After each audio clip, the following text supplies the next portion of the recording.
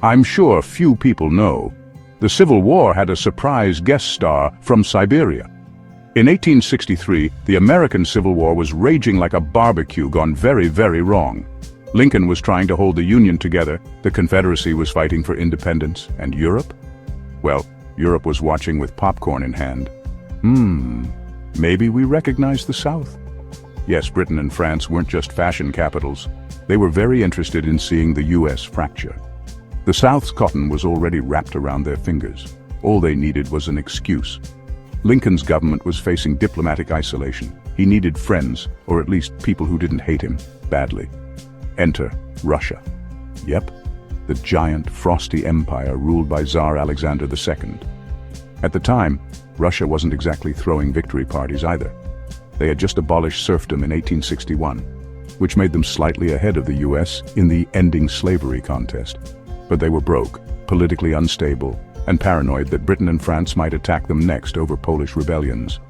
Basically, Russia and the Union were like two exhausted cousins at a chaotic family reunion, beaten up, broke, and side-eyeing the rich uncles. So Lincoln sent diplomats. Russia responded.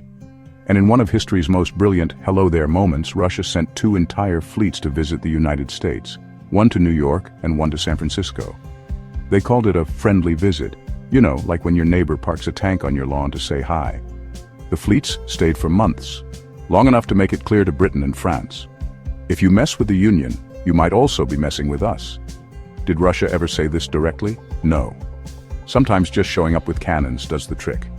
So the Russian Navy didn't fight in the Civil War, but their presence helped deter British and French intervention, giving Lincoln crucial breathing room to focus on, you know, not losing the country. But let's not romanticize this too much. Russia wasn't doing this out of pure love for democracy. They were protecting their own fleets.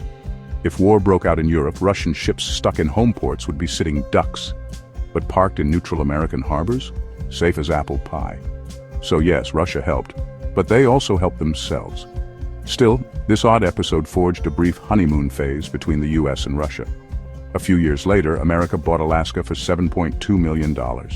Because nothing says friendship like real estate deals.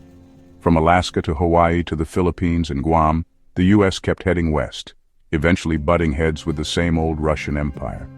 So ironically, the two empires who once shared a diplomatic bro hug in 1863 would one day become the ultimate frenemies of the 20th century. From secret allies to Cold War rivals, history has plot twists Marvel can't write. See you next time.